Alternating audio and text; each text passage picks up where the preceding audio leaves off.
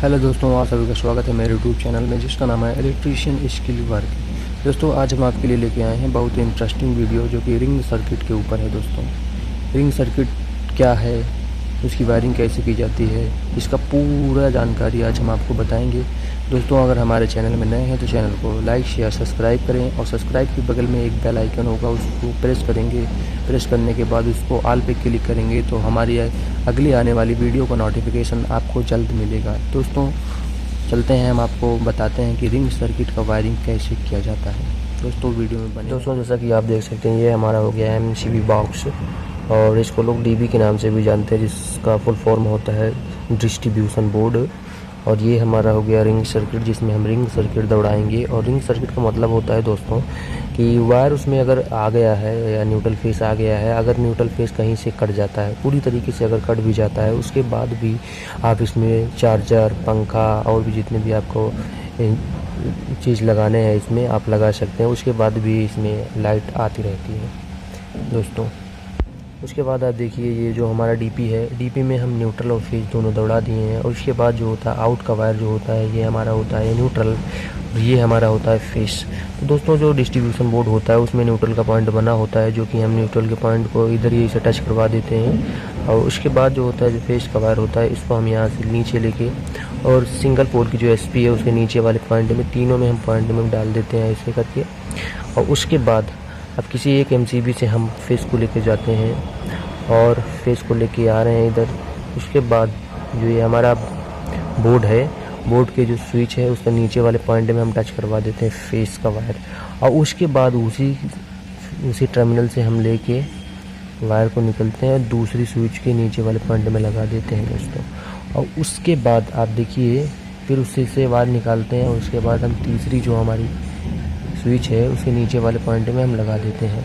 लगाने के बाद उसके बाद फिर यहाँ से हम वायर को निकालते हैं। निकालने के बाद उसके बाद जो हमारा चौथा वाला स्विच है उसके नीचे वाले पॉइंट में लगा देते हैं। उसके बाद यहाँ से फिर हम वायर को लेके जाते हैं। उसके बाद जो पांचवा हमारा स्विच है उसके नीचे वाले पॉइंट में हम लगा देते हैं। उसके बाद दोस्तों अब सारे स्विचों में हम वायर दौड़ा दिए। उसके बाद इसी स्विच से फिर वायर को लेके आएंगे और सीधा MCB बॉक्स के जो सिंगल पोल की SP है उसी में फिर ले जाके हम ज्वाइंट कर देंगे दोस्तों। जो फेस का वायर है वो फेस का वायर हमने दौड़ा दिया है दोस्तों। तो न्यूट्रल का वायर दोस्तों हम यहाँ पे MCB बॉक्स का जो ये सिरा है यहाँ पे न्यूट्रल का पॉइंट रहता है, न्यूट्रल पॉइंट को फिर हम लेते हैं ऐसे ले जाके। और उसके बाद आप देख सकते हैं कि न्यूट्रल का पॉइंट जो होता है वो दोस्तों हमेशा लेफ्ट में रहता है और सर्किट के हम इस टर्मिनल में लगा देते हैं। उसके बाद यहाँ से फिर वायर को लेते हैं, लेने के बाद इस सर्किट के दोनों टर्मिनल को शॉर्ट कर देते हैं। और उसके बाद यहाँ से लेके फिर वायर को आते हैं, फिर इस सर्किट को भी शॉर्ट करवा देते हैं न्यूट्रल से। और उसके बाद फिर यहाँ से वायर लेके आते हैं। लाने के बाद उसके बाद दोस्तों ये जो हमारा सॉकेट है इसको भी शॉर्ट करवा देते हैं। उसके बाद एक हमारा सॉकेट और बचता है, फिर यहाँ से वायर को उठाते हैं दोस्तों। उठाने के बाद उसके बाद हम इस स्विच सॉकेट को भी यहाँ पे शॉर्ट कर देते हैं। शॉर्ट करने के बाद दोस्तों फिर यहाँ से वायर को उठाते हैं। वायर को उठाने के बाद उसके बाद हम लेके आते हैं न्यूट्रल का, जहाँ से पॉइंट हम उठाए थे उधर ही से फिर लेके उसको आएंगे और उधर ही उसमें फिर ज्वाइंट कर देंगे दोस्तों। हमारे न्यूट्रल का भी पॉइंट दौड़ चुका है। और उसके बाद बचा है अर्थिंग का पॉइंट दोस्तों। अर्थिंग का पॉइंट हम दौड़ाते हैं दोस्तों। ऐसे ही अर्थिंग का भी पॉइंट दौड़ेगा। जो डिस्ट्रीब्यूशन बोर्ड होता है उसमें अर्थिंग का भी पॉइंट दिया रहता है। जैसे कि हम मान लेते हैं कि यहाँ पे हमारा अर्थिंग का वायर है, अर्थिंग का वायर को भी हम ऐसे लेके जाते हैं। ले जाने के बाद अब इसके बाद सर्किट के हम ऊपर वाला जो टर्मिनल होता है, जो सबसे मोटा टर्मिनल होता है, उसमें ज्वाइंट कर देंगे। ज्वाइंट करने के बाद फिर उसके बाद ऐसे वायर को लेके जाते हैं, फिर इसमें भी ज्वाइंट कर देते हैं। ज्वाइंट करने के बाद उसके बाद फिर ऐसे वायर को लेके जाते हैं दोस्तों। ले जाने के बाद इसमें भी हम ज्वाइंट कर देते हैं।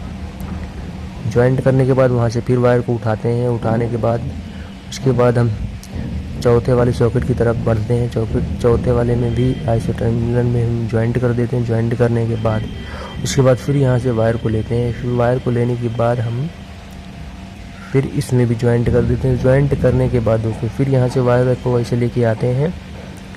लेके आने के बाद अब इधर से हम न्यूट्रल का पॉइंट फिर उधर ही उसी जगह पे ले जाके पहुँचा देते हैं दोस्तों। ये तो हमारा न्यूट्रल फेस और अर्थिंग का वायरिंग हो गया दोस्तों। अब बचा है स्विच से सॉकेट को फेस देना। दोस्तों स्विच से सॉकेट को फेस देना है, यहाँ से ऐसे एक तार लीजिए, उसके बाद यहाँ से इसमें शॉर्ट कर दीजिए, उसके बाद फिर यहाँ से ऐसे लीजिए, इसको शॉर्ट कर दीजिए, और उसके बाद फिर यहाँ से एक वायर लीजिए, उसके बाद स्विच से सॉकेट को शॉर्ट कर दीजिए, फिर यहाँ से एक वायर लीजिए, स्विच से सॉकेट को शॉर्ट कर दीजिए, उसके बाद यहाँ से भी स्विच से सॉकेट को शॉर्ट कर दीजिए। दोस्तों ये रिंग सर्किट जो होता है ये पूरी तरीके से एकदम कंप्लीट हो गया है दोस्तों। अब यहाँ पे अगर यहाँ से वायर कट जाता है या यहाँ से या न्यूट्रल का फेस का कोई किसी का भी वायर कट जाता है दोस्तों, तो हमारे घर में जो पंखा, कूलर या आप कोई भी सामान इसमें अगर लगाए हैं, जैसे चार्जर हो गया या पंखा हो गया, कूलर हो गया, कुछ भी आप लगाए हैं, अगर किसी तरीके से यहाँ से वायर कट जाता है या यहाँ से कहीं से भी वायर कट जाता है दोस्तों, फिर भी इस बोर्ड में कनेक्शन आएगा, लाइट आएगी दोस्तों, आप यूज़ कर सकते हैं इसमें। दोस्तों अगर हमारा वीडियो आपको अच्छा लगा हो तो लाइक शेयर सब्सक्राइब करें दोस्तों। मिलते हैं किसी नेक्स्ट वीडियो में, तब तक के लिए दोस्तों जय हिंद, गुड बाय।